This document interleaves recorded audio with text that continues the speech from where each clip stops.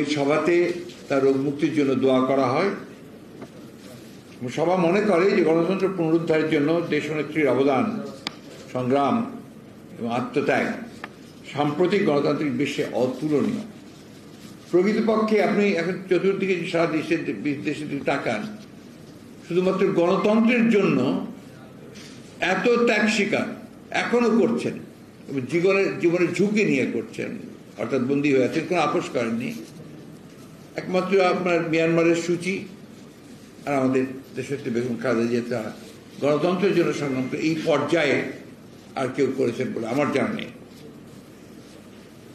সবাই আরও মনে করে দেশনেত্রী বেগম খালেদা জিয়াকে পরিকল্পিতভাবে মিথ্যা মামলায় সাজা প্রদান করে রাজনীতি থেকে দূরে সরিয়ে দেওয়ার লক্ষ্যে এই হীন চক্রান্ত করছে অবৈধ সরকার।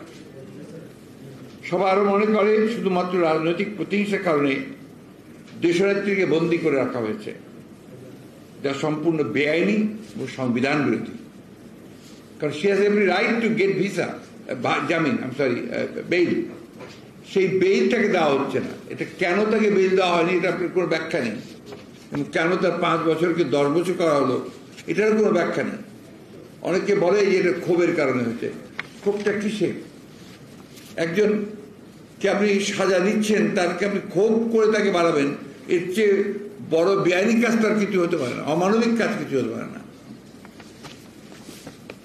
এবং সেই যদি ওরা না বাড়াতে না করে সেই বিচারক, তাহলে কিন্তু এখন যে মুক্ত হয়ে যেত। এর মধ্যে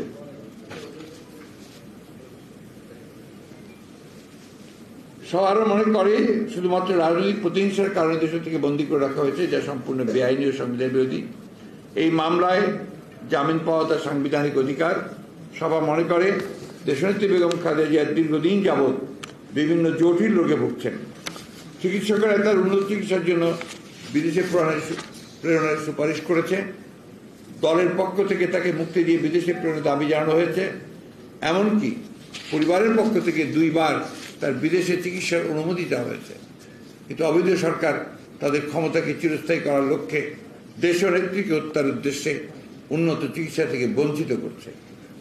সবাই অনতিবিলম্বে দেশনেত্রীর নিঃশর্ত মুক্তি দাবি করা হয় এবং দেশনেত্রীর মুক্তির দাবিতে আন্দোলন গড়ে তোলার সিদ্ধান্ত নিতে হয়। সেই লক্ষ্যে অতি দ্রুত প্রয়োজনীয় কর্মসূচি প্রণয়ন করা হবে। আমরা হয়তো বা আগামীকালই আমরা আমাদের কর্মসূচি প্রদান করব।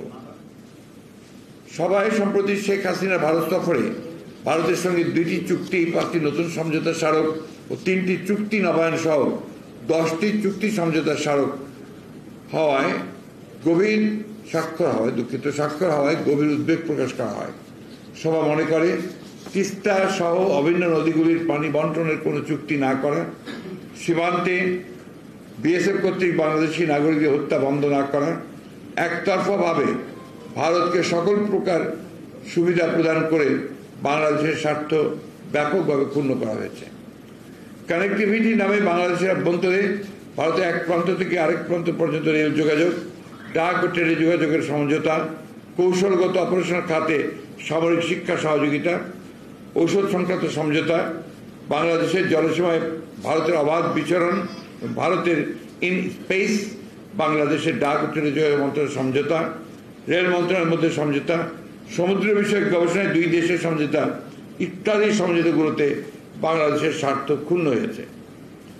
ভারতকে সকল প্রকার সুবিধা প্রদানের বিনিময়ে ভারতের কাছ থেকে বাংলাদেশের কোনো স্বার্থ আদায় করতে শেখ হাসিনা সম্পূর্ণ ব্যর্থ হয়েছেন।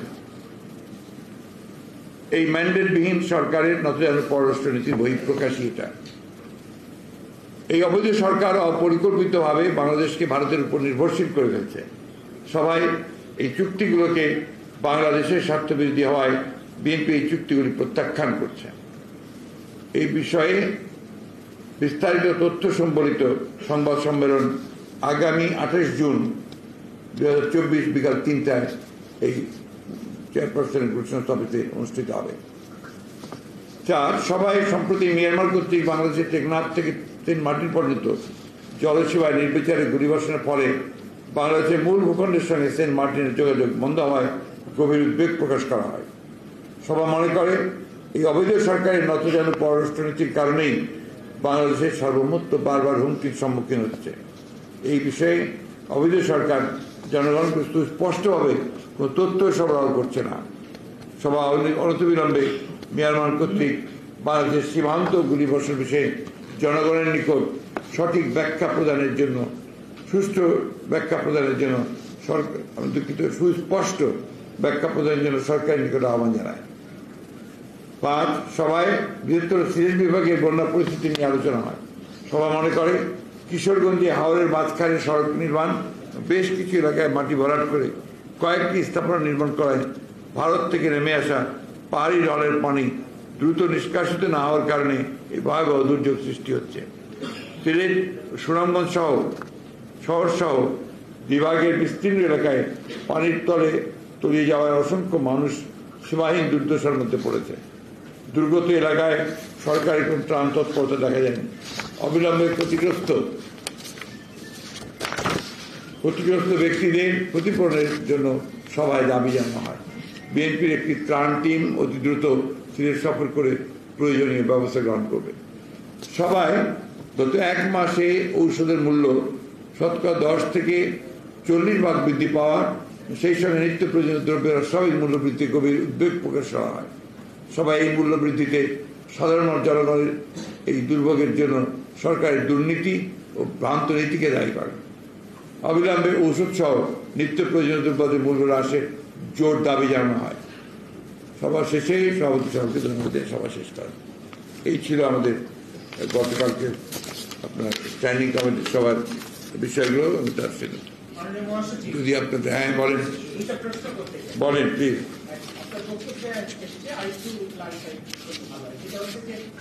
আমরা জানি যে বিএনপি চেয়ারপারসন বেগম খালেদা জিয়া এখনো হাসপাতালে রয়েছেন। গত 2 দিন আগে ওনার হৃদযন্ত্রে পেসমেকার বসানো হয়েছে, চিকিৎসকরা বলেছেন। ওনার একজন সর্বশেষ অবস্থাটা একটু জানতে চাই, এর সঙ্গে যোগ করতে চাই। মাননীয় আইনমন্ত্রী এ প্রসঙ্গে বলেছেন যে ওনার যে প্রয়োজনীয় চিকিৎসা সেটা উনি বাংলাদেশেই পাচ্ছেন এবং ওনার চিকিৎসা নিয়ে বা ওনার অসুস্থতা নিয়ে আপনারা রাজনীতি করছেন এবং বাইরে যাওয়ার ব্যাপারে বলেছেন যে বর্তমান আইনে এর কোনো সুযোগ নেই। এটা একটু জানতে চাই। পরের প্রশ্নটা আমি প্রধানমন্ত্রী সফর নিয়ে আমি আপনারা খুব পরিষ্কার করে আমরা বহুবার বলেছি, আজকে এইবার না শুধু এখানেও আজকেও বলেছি যে আমাদের যে সিদ্ধান্তটা হয়েছে সেই সিদ্ধান্তের মধ্যে আমাদের পরিষ্কার বলা আছে যে তাদের মূল লক্ষ্যটা হচ্ছে কি। মূল লক্ষ্যটা হচ্ছে বেগম খালেদা জিয়াকে রাজনীতি থেকে দূরে সরিয়ে দেওয়া এবং সেই কারণেই তাকে একটা মিথ্যা মামলাতে সাজা দিয়ে, একেবারেই মিথ্যা মামলা, তার কোনো এর মধ্যে আপনার কোনো রকমের আপনার সম্পৃক্ততা নেই, সেইখানে একেবারে অন্যায়ভাবে তাকে সাজা দিয়ে এবং পরবর্তীকালে হাইকোর্টে আরও বেশি সাজা দিয়ে তাকে জেলে পাঠানো হয়েছে। আপনারা জানেন 2 বছর তিনি সেই ভয়াবহ একটা পরিত্যক্ত নির্জন কারাগারে ছিলেন, যেখানে তিনি অসুস্থ হয়ে পড়েছেন। সেখানে বারবার চিকিৎসকদেরকে বলার চেষ্টা করার পরেও ভালো চিকিৎসকদেরকে সেখানে পাঠানো হয়নি এবং এরপরে যখন করোনা হলো তারপরে আমরা তাকে পিজি হাসপাতালে শিফট করে নিয়ে আসা হলো, যেখানেও তিনি সুষ্ঠু চিকিৎসা পাননি। যার ফলে যখন তাকে বাসায় নিয়ে আসলো এবং সেটা আপনার শর্ত সাপেক্ষে তিনি কোথাও বাইরে যেতে পারবেন না, সেই সাপেক্ষে দেশেই চিকিৎসা নিতে হবে, তখন তিনি বিদেশে, তখনই তার ধরা পড়লো তার লিভারের প্রবলেম, লিভারের সিরোসিস। লিভারের প্রবলেম ছোটোখাটো নয়, cirrhosis, it's a major disease. তখন ডাক্তার তাকে বলেছিল যে এখানে লিভার ট্রান্সপ্লান্টেশন ছাড়া তার কোনো পথ নেই। এটা বাংলাদেশে সম্ভব নয়।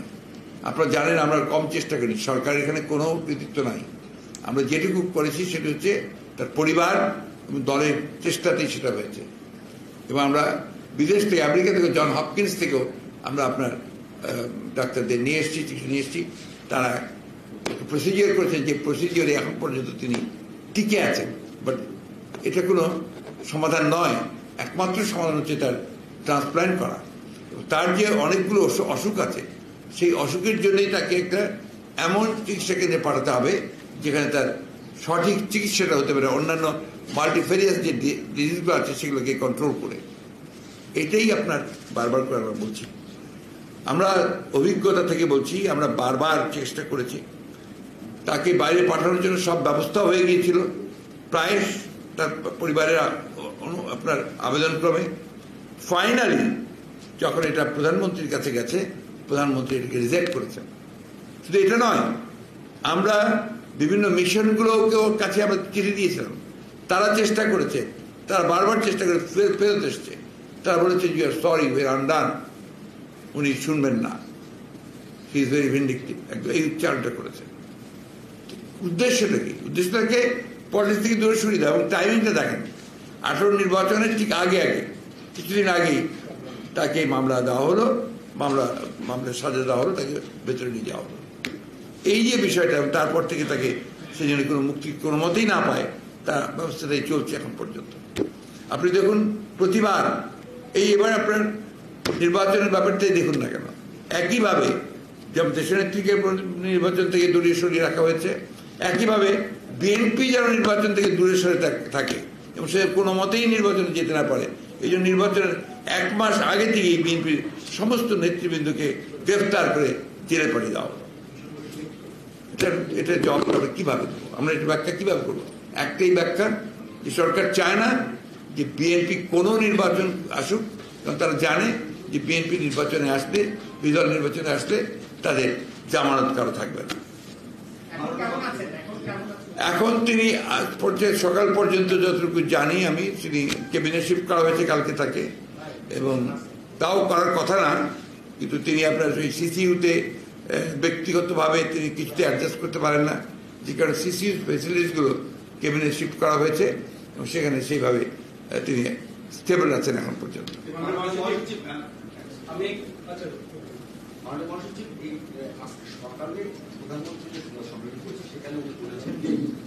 আমরা তো এখন সুযোগ নেই দরজা বন্ধ করে রাখা।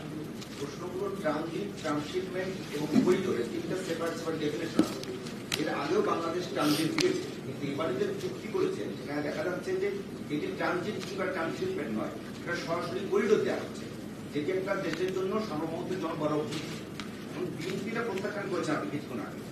বিএনপি বাংলাদেশের অন্যতম রাজনৈতিক বড় রাজনৈতিক দল হিসেবে এটার বিরুদ্ধে কোনো কর্মসূচি বা প্রতিবাদ বা জনগণকে হাতে নিয়ে আগামী এটাকে সার্বভৌমত্ব রক্ষার ক্ষেত্রে কোনো কর্মসূচি ঘোষণা পরিকল্পনা রয়েছে? বিএনপির সৃষ্টি হয়েছে আপনার দেশের সার্বভৌমত্ব রক্ষার স্বার্থে, এটা আপনার প্রথম কথা। এবং বিএনপি দেশের সার্বভৌমত্ব এবং আপনার স্বাধীনতা রক্ষার জন্য বিএনপি সব রকমের ব্যবস্থা গ্রহণ করবে। আমরা 28 তারিখে আপনার একটা বিস্তারিত সংবাদ সম্মেলন করতে যাচ্ছি, এরপরেই আমরা প্রয়োজন হলে আমাদের কর্মসূচি আমরা নেব, সেটা আপনারা জানতে পারবেন। আমাদের একটা কথা খুব পরিষ্কার করি, এটা কিন্তু আমাদেরই বক্তব্য, আমাদের এই আন্দোলন বা এটা আমাদের ভারতের বিরুদ্ধে নয়, এটা এই সরকারের বিরুদ্ধে। সরকার সম্পূর্ণভাবে ব্যর্থ হচ্ছে ভারতকে কনভিন্স করতে বা তার কাছ থেকে দাবিগুলো আদায় করে নিয়ে আসতে। আমার পানির হিস্সা না করে সে আপনার চুক্তি সই করতে যাচ্ছে। তিস্তা আপনার পানি আমাদের সবচেয়ে আগে দরকার, তিস্তা প্রকল্পের কাজ করতে চায়, কারণ প্রকল্প করলে অনেক টাকা, সেই টাকার আসল উদ্দেশ্য আবার পরিষ্কার করে আজকে তো মমতা বলে দিয়েছে যে আমাকে বাদ দিয়ে, পশ্চিমবাংলাকে বাদ দিয়ে এটা করা যাবে না, তারা দেবে না। তো আপনাকে তো অবশ্যই এইটার জন্য যে প্রেশার ক্রিয়েট করা দরকার জাতীয়ভাবে। ফারাক্কা তো একদিনে আমি যতটুকু পেয়েছি, ফারাক্কা থেকে আন্দোলনের ফলেই পাওয়া গেছে, দেশে এবং বিদেশে ইউনাইটেড নেশনসে করা হয়েছে। কেন আজ পর্যন্ত এই সরকার আপনার ইউনাইটেড নেশনসে এটাকে উত্থাপন করলো না? আমরা যে অভিন্ন নদীগুলো পানি পাচ্ছি না, এটাতে তো আমাদের সমগ্র দেশের মানুষ তারা বঞ্চিত হচ্ছে, তাদের জীবন জীবিকা সবকিছু নির্ভর করে কিন্তু এই নদীগুলোর উপরে। কোটি কোটি মানুষ এই পদ্মা, মেঘনা, যমুনা, তিস্তা এইসব নদীর অববাহিকায় বাস করে, তাদের মাছ ধরা, পানি আনা সবকিছু নির্ভর করে এই নদীগুলোর উপরে। সেখানে আপনার আজকে এই পানির হিস্সা কোনো কথাই নাই, পানির হিস্সার দেখবেন যে এন্টায়ার আলোচনায় চুক্তিতে কোথাও একটা কথা পর্যন্ত নেই। এটা একটা বোঝাই যায় যে সরকার আসলে কোনো দেশপ্রেমিক সরকার নয়, বাংলাদেশ বিরোধী একটা সরকার। জি, আমি একটু ম্যাডামের প্রসঙ্গে ফিরে যাই। আপনি যদি শুনতে ভুল না করি, সেখানে বলেছেন যে নতুন করে ম্যাডামের মুক্তির দাবিতে আবার আন্দোলন, নতুন কর্মসূচি দেওয়া হবে। ঠিক শুনেছেন। এর আগে আপনাদের বক্তব্য ছিল যে গণতন্ত্র মুক্তি পেলে ম্যাডামও মুক্তি পাবে, সুতরাং গণতান্ত্রিক আন্দোলনটা আগে। আপনারা কি সেই স্ট্র্যাটেজি থেকে সরে যাচ্ছেন কিনা? না ভাই, আমরা কোনটাই সরে যাইনি। শুনে আপনাদেরকে একটা স্পেড কি স্পেড বলতে হবে, তো আমি যেটা মনে করি আর কি। বিএনপি গত 15-16 বছরে যে আন্দোলন করেছে, এই আন্দোলনগুলোকে খাটো করে দেখার কোনো কারণ নেই। আমাদের কয়েক শত মানুষ প্রাণ দিয়েছে আমাদের এই আন্দোলনে, এই আপনার গণতন্ত্র পুনরুদ্ধারের আন্দোলনে। রাস্তার মধ্যে 22-23 জনকে আপনার গুলি করে হত্যা করা হয়েছে, 60 লক্ষ মানুষের বিরুদ্ধে মিথ্যা মামলা দেওয়া হয়েছে, 27,000 লোককে 2 দিনের গ্রেপ্তার করা হয়েছে। এই ভয়াবহ যে নিবর্তনমূলক ব্যাপার, আপনার নির্যাতনমূলক ব্যাপার, দমন নীতি, এটার কারণে হয়তো বা সাফল্য আসেনি এখন পর্যন্ত। কিন্তু কোনোদিনই কোনো সত্যের আন্দোলন, সত্য ন্যায় পথের আন্দোলন কখনো ব্যর্থ যায় না। এটা অবশ্যই আপনার জেগে উঠবে। শুধু আমরা কখনোই আপনার ওটা থেকে সরে যাইনি। দেশনেত্রী বেগম খালেদা জিয়া হচ্ছেন গণতন্ত্রের প্রতীক, উনি হচ্ছেন ডেমোক্রেসির প্রতীক। তাকে মুক্ত করার হচ্ছে একটা প্রাথমিক দায়িত্ব, গণতন্ত্র মুক্ত করার মতোই। আমরা গণতন্ত্রের পক্ষ থেকে সরে যাইনি, আন্দোলনের পক্ষ থেকে সরে যাইনি, দেশনেত্রীর মুক্তির ব্যাপারে আন্দোলন করতে সরে যায়নি। এটা বাস্তবতা। She is synonymous with Democratic movement. এই দুটোকে আলাদা করে দেখা যাবে না। আপনাদের নতুন যদি কর্মসূচি দেওয়া হয়, সেটা আমরা জানি যে রাজধানীতে কর্মসূচি পালনে ওই মহানগরীর গুরুত্বপূর্ণ ভূমিকা থাকতে হবে। সেই ক্ষেত্রে মহানগরীর এই মুহূর্তে আপনাদের কমিটি নাই, যুব দলের নাই, তাহলে ওই কর্মসূচির আগে কি এই কমিটিগুলো ডিক্লেয়ার হওয়ার পসিবিলিটি আছে? আমরা এখন এই মুহূর্তে আমরা আপনার এই কমিটি নিয়ে খুব বেশি চিন্তিত না। আমাদের মানুষ সব জায়গাতেই আছে, আমাদের শক্তি আছে। আপনার আমরা এই মহানগরের কমিটি না থাকলেও মহানগর তো আছে, বিএনপি আছে, সুতরাং এটা নিয়ে আপনাদের চিন্তিত হওয়ার কোনো কারণ নেই।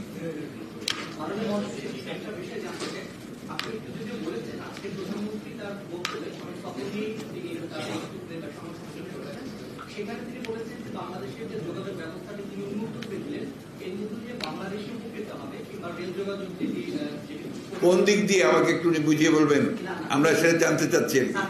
আপনার ওই থেকে নেকটাকে, চিকেন নেকটাকে বাদ দিয়ে এই বাংলাদেশের ভেতর দিয়ে আপনার করিডোর তৈরি করা, এটা বাংলাদেশের লাভ কি, কোথায়? সম্পূর্ণ লাভ তার।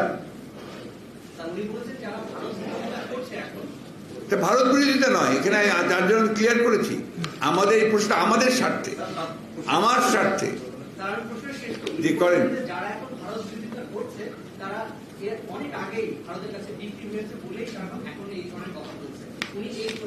বিক্রি কিভাবে হলাম আমরা? তো প্রমাণটা কি? What is that example? বিক্রি তো ওইসব কথা বলতে চাইনি।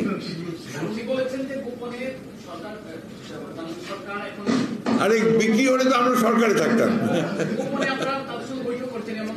বৈঠক তো সব দেশের সব করতে পারে, গোপনের দরকার না, ওপেনলি করি। কি ক্লিয়ার করবো? কোনটা? হ্যাঁ প্লিজ প্লিজ। কখনই না, দরজা খোলা থাকবে, কানেক্টিভিটি হবে, কিন্তু আমার স্বার্থ নিয়ে হবে, আমার স্বার্থকে বিসর্জন দিয়ে হবে না। আমার পানিকে বাদ দিয়ে কোনো চুক্তি হবে না। আপনি পানির ব্যাপারে কিছুই করছেন না, সীমান্তের লোক হত্যা করে মারছে তারা। আপনি কি বলেছেন? কয়টা কথা? এর মধ্যে একটা কথা আছে সীমান্ত হত্যার ব্যাপারে এই চুক্তিতে? একটাও নেই। এখানে আপনি কি বলবেন? আমার প্রশ্ন হচ্ছে যে প্যাট্রিয়ট, যে দেশপ্রেমিক মানুষ, সে তার নিজের স্বার্থটা আগে দেখবে, দেশের। এবং সেখানে উনি নিজেই বলেছেন যে আমি সব কিছু উজাড় করে দিয়ে দিয়েছি, বলেন নাই আপনাদের? বলেছেন তো। তো ওই উজাড় করে দিয়ে তো উনি রেজাল্ট পাচ্ছেন। এবারও সব উজাড় করে দিয়ে এসেছেন, আবার রেজাল্ট পাবেন।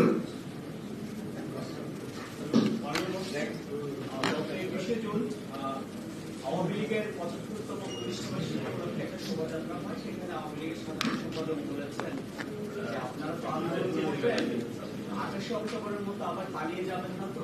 এই প্রশ্নে কি বললেন? আমি